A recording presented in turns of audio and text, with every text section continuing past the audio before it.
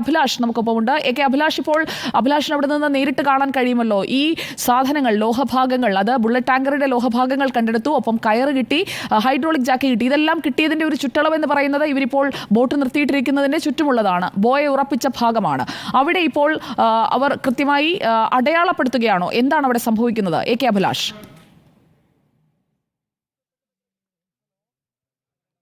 നാവികസേനയുടെ 2 ഡിങ്കി ബോട്ടുകളാണ് ആ പ്രദേശത്തുള്ളത്. ഏതാണ്ട് ഒരു 50 അടി ചുറ്റളവിൽ മാത്രമാണ് ഈ 3 സാധനങ്ങളും, അതായത് ഈ ജാക്കി, അതോടൊപ്പം തന്നെ കയർ, അതോടൊപ്പം തന്നെ മറ്റ് ഒരു ലോറിയുടെ ടാങ്കറിൻ്റെ ഒരു പാർട്ട്, അത്തരത്തിലുള്ള സാധനങ്ങളൊക്കെ കണ്ടെത്തിയിരിക്കുന്നത്.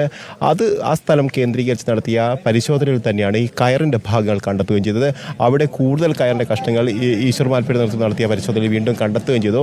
അവിടെ കേന്ദ്രീകരിച്ചുള്ള ഒരു പരിശോധന തന്നെ, തെരച്ചിൽ തന്നെയാണ് രാവിലെ മുതൽ നടത്താനുള്ള നീക്കം നടക്കുന്നത്. പക്ഷേ ഇപ്പോഴും ഒരു പൂർണ്ണമായുള്ള ഒരു തോതിലേക്കുള്ള ഒരു തെരച്ചിൽ തുടങ്ങിയിട്ടില്ല എന്ന് വേണം പറയാൻ. നേരത്തെ നാവികസേനയുടെ ഡിങ്കി ബോട്ടുകൾ 2 അവിടെ എത്തുകയും ആങ്കർ ചെയ്യുകയും ചെയ്തിരുന്നു. ഇപ്പോഴവർ ആ ആങ്കർ വലിച്ച് പുറത്തേക്ക് ഇട്ടത് ഡിങ്കി ബോട്ടിലേക്ക് തന്നെ കയറ്റിയിട്ടതായിട്ടാണ് നമുക്ക് കാണാൻ കഴിയുന്നത്. അങ്ങനെയാണെങ്കിൽ അവർ ഒരു പക്ഷേ ആ സ്ഥലത്ത് നിന്ന് മാറിപ്പോകാനുള്ളൊരു നീക്കമാണോ എന്നുള്ളത് നമുക്ക് അറിയുന്നില്ല. ഏതായാലും ഈശ്വർ മാൽപ്പയും അതോടൊപ്പം തന്നെ മറ്റുള്ള ആളുകളുമൊക്കെ ഈ NDRFൻ്റെ ഈ ബോട്ടിൽ സൈഡിൽ തൂങ്ങിക്കൊണ്ട് തന്നെ താഴോട്ടും മുകളിലോട്ടും ഈ വെള്ളത്തിലൂടെ അങ്ങോട്ടും ഇങ്ങോട്ടും പോകുന്നുണ്ട്. കാരണം ഈ വെള്ളം ഇളക്കി വിടാനുള്ള ശ്രമത്തിൻ്റെ ഭാഗമായിട്ടാണോ അത്തരത്തിലുള്ള നീക്കം എന്നുള്ള കാര്യത്തിലൊക്കെ നമുക്ക് സംശയമുണ്ട്.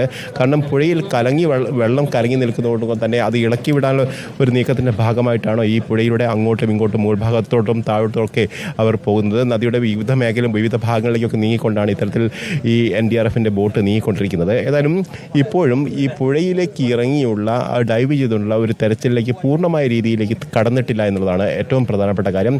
നാവികസേനാംഗങ്ങളും ഇപ്പോഴും അവിടെ ഈ 2 ഡിങ്കി ബോട്ടുകളും അവിടെ കേന്ദ്രീകരിച്ച് നിർത്തിയിട്ടുണ്ടെങ്കിൽ പോലും അവർ ആദ്യഘട്ടത്തിൽ 2 തവണ പുഴയിലേക്ക് ഇറങ്ങി പരിശോധിച്ചത് ഒഴിവാക്കി നിർത്തിയാൽ കൂടുതൽ തെരച്ചിലേക്ക് അവരും കടന്നിട്ടില്ല. അതേസമയത്ത് NDRFൻ്റെ ഡൈവറും ഈ തെരച്ചിലിന് വേണ്ടി ഡൈവ് ചെയ്യാൻ വേണ്ടി തയ്യാറായിട്ടുണ്ട്. ഒരു പക്ഷേ ഈ ദൗത്യത്തിൽ ഏറ്റവും ആദ്യമായിട്ടായിരിക്കും NDRFൻ്റെ ഒരു ഡൈവർ പുഴയിലേക്ക് ഇറങ്ങാൻ തയ്യാറെടുത്ത് നിൽക്കുന്നു എന്നുള്ളത്. അതേസമയത്ത് ഈശ്വർ മാൽപ്പെ അടക്കമുള്ള ആളുകൾ ഇപ്പോഴും പുഴയുടെ മറ്റ് ഭാഗങ്ങളിലൂടെ ഈ ഡിങ്കി ബോട്ടിൽ പിടിച്ച് മുന്നോട്ടും താഴോട്ടും പോകുന്നതാണ് കാണുന്നത്. ഏതായാലും ക്രെയിൻ അടക്കം എത്തിക്കാനുള്ള ഈ ഒരു സാവകാശം തേടുകയാണോ എന്നുള്ളതാണ് പ്രധാനപ്പെട്ട കാര്യം. ട്രെയിൻ 11 മണിയോട് കൂടി എത്തിക്കുക നേരത്തെ അറിയിച്ചിരുന്നെങ്കിലും ഇതുവരെ എത്തിച്ചിട്ടില്ല. അതിന് ചില സാങ്കേതിക തകരാറുകൾ, അതായത് ഇന്നലെ കാളിനദിയിലെ ആ റെസ്ക്യൂവുമായി ബന്ധപ്പെട്ട് അവിടെ ഉപയോഗിച്ചിരുന്ന ക്രെയിനുകൾ തന്നെയാണ് ഇവിടേക്ക് എത്തിക്കേണ്ടത്. അവിടെ ഉപയോഗിക്കുന്ന സമയത്ത് തന്നെ അതിൻ്റെ 2 ക്രെയിനുകളുടെ വടം പൊട്ടുകയും അതോടൊപ്പം തന്നെ അതിൻ്റെ ലൂബ്രിക്കേഷനുമായി ബന്ധപ്പെട്ട് ഹൈഡ്രോളിക് സംവിധാനവുമായി ബന്ധപ്പെട്ട് ചില പ്രശ്നങ്ങൾ ഉണ്ടാവുകയും ചെയ്തിരുന്നു. ഏതായാലും അത് പരിഹരിക്കേണ്ടതുണ്ട് എന്ന് തന്നെയാണ് മനാഫ് നേരത്തെ പറഞ്ഞത്. ഏതാണ്ട് ഉച്ചയോടുകൂടി മാത്രമേ ഈ ക്രെയിനുകൾ ഇവിടേക്ക് എത്തിക്കാൻ കഴിയൂ എന്നുള്ള കാര്യം മനാഫ് വ്യക്തമാക്കുകയും ചെയ്തിട്ടുണ്ട്. അങ്ങനെയാണെങ്കിൽ ഒരു പക്ഷേ ഈ ദൗത്യം അല്പം കൂടി വൈകാനുള്ള ഒരു സാധ്യതയാണ്. അതിനായിരിക്കും ഒരു പക്ഷേ ഈ സ്കൂബ ഡൈവേഴ്സൊക്കെ പുഴയിലേക്ക് ഇറങ്ങാതെ കാത്തു നിൽക്കുന്നത് എന്നുള്ളതാണ് പ്രധാനപ്പെട്ട കാര്യം. ഏതായാലും പുഴയിൽ ഇപ്പോഴും കലങ്ങിയ വെള്ളമാണ് എന്നുള്ളൊരു പ്രധാനപ്പെട്ട പ്രശ്നം തന്നെയായി നിലനിൽക്കുകയും ചെയ്യുന്നുണ്ട്. ഏതായാലും അല്പസമയങ്ങൾക്കകം തന്നെ ഈ തെരച്ചിൽ പൂർവ്വസ്ഥിതിയിലേക്ക് തന്നെ, അല്ലെങ്കിൽ ഊർജിതമായി തന്നെ മുന്നോട്ട് പോകേണ്ടതുണ്ട്. പ്രധാനമായും ഇവിടെ അടിഞ്ഞുകൂടിയിരിക്കുന്ന മരക്കഷ്ണങ്ങളും മരങ്ങളും തടികളൊക്കെ പുറത്തേക്ക് എത്തിക്കുക എന്നുള്ളതാണ് ഇന്നത്തെ ദൗത്യം കൊണ്ട് ഏറ്റവും പ്രധാനമായും ലക്ഷ്യം വയ്ക്കുന്നത്. ആ ലക്ഷ്യത്തിലേക്ക് എത്തണമെങ്കിലാണ് ഈ ക്രെയിൻ അടക്കമുള്ള സംവിധാനങ്ങൾ എത്തിച്ച് അവിടെ തെരച്ചിൽ നടത്തേണ്ടത്. ക്രെയിൻ അടക്കമുള്ള സംവിധാനങ്ങൾ എടുത്ത് അവിടെയുള്ള മരങ്ങളെടുത്ത് മാറ്റിയാൽ മാത്രമേ അവിടെ ഈ കംപ്രസറൊക്കെ ഉപയോഗിച്ച് വലിയ ശക്തിയിൽ വെള്ളം അടിച്ചോ അല്ലെങ്കിൽ എയർ ചീറ്റിയോ ഒക്കെ അവിടെ മണ്ണ് ഇളക്കി വിടാൻ കഴിയുമോ എന്നുള്ളത് നേരത്തെ തന്നെ പറഞ്ഞതാണ്. അതുകൊണ്ട് തന്നെ ആദ്യഘട്ടത്തിൽ നടക്കേണ്ടത് ഈ തടിക്കഷ്ണങ്ങൾ അഭിലാഷാണ് വിവരങ്ങൾ നൽകിക്കൊണ്ടിരിക്കുന്നത്. ഇപ്പോൾ നേവിയുടെ ടീം, ഒപ്പം NDRFന്റെയും SDRFന്റെയും ടീം ഗംഗാവാലി പുഴയിൽ തെരച്ചിൽ നടത്തുന്നതിന്റെ ദൃശ്യങ്ങൾ നമുക്ക് കാണാം. നമ്മുടെ വീഡിയോ ജേർണലിസ്റ്റ് രഞ്ജിത്ത് മന്നിപ്പാടിയും ലിമേഷ് ചെറുപഴശ്ശിയും ദൃശ്യങ്ങൾ കുറച്ചുകൂടി നമുക്ക് വ്യക്തമായി നമുക്കിപ്പോൾ കാട്ടിത്തരുന്നുണ്ട്. അവിടെ ഇപ്പോൾ നടത്തുന്ന പരിശോധന ഈ ബോയയിട്ട് ഉറപ്പിച്ച ഭാഗമാണ്. അവിടെ ഈ ലോഹ സാന്നിധ്യം ഉറപ്പിക്കുക എന്നതാണ് ഏറ്റവും പ്രധാനപ്പെട്ട കാര്യം. ട്രക്ക് അവിടെ ഉണ്ടോ എന്ന് ഉറപ്പിക്കുക, ഏകദേശം അവിടെ തന്നെ ആയിരിക്കും എന്നുള്ളത് സോണാർ പരിശോധനയിൽ ബോധ്യപ്പെട്ടതാണെന്ന് നേവി സ്ഥിരീകരിക്കുന്നുണ്ട്. അക്കാര്യം ഇപ്പോൾ അവിടെ പുഴയിൽ തുടരുന്ന ടീം ഒന്നുകൂടി ഉറപ്പിക്കുകയാണ്. ക്രെയിൻ ഉച്ചയോടെ എത്തുന്നതോടുകൂടി അവിടെയുള്ള ഈ എന്താണോ അടിഞ്ഞുകൂടിയിരിക്കുന്നത് അതിന് മുകളിൽ മരങ്ങളാണ് ഏറ്റവും മുകളിൽ കിടക്കുന്നത്, ഒപ്പം പാറയുണ്ട്. ഇതെല്ലാമാണ് ക്രെയിൻ ഉപയോഗിച്ച് നീക്കേണ്ടത്. അതിന് തൊട്ട് താഴെയായി ഈ വാഹനം കിടക്കുന്നുണ്ടോ എന്നത് ഒന്നുകൂടി ഉറപ്പിക്കുക.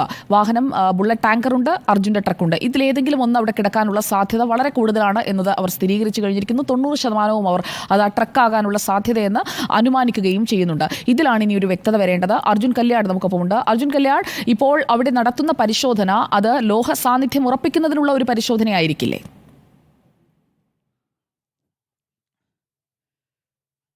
തീർച്ചയായിട്ടും സുജി, അതായത് ഏകദേശ സൂചനകൾ പ്രകാരം വാഹനം അവിടെ ഉണ്ട് എന്നുള്ള കാര്യത്തിൽ വ്യക്തത വന്നതോടുകൂടി തന്നെ ഇനി ആ മേഖലയിൽ ഏത് തരത്തിൽ വാഹനത്തിൻ്റെ ഏത് ഭാഗമാണ്, എങ്ങനെയാണ് അതിൻ്റെ പൊസിഷൻ തുടങ്ങിയിട്ടുള്ള കാര്യങ്ങളിലെല്ലാം തന്നെ ഒരു വ്യക്തത വരുത്തുന്നതിന് വേണ്ടിയിട്ടുള്ള ഒരു പരിശോധനയായിരിക്കും.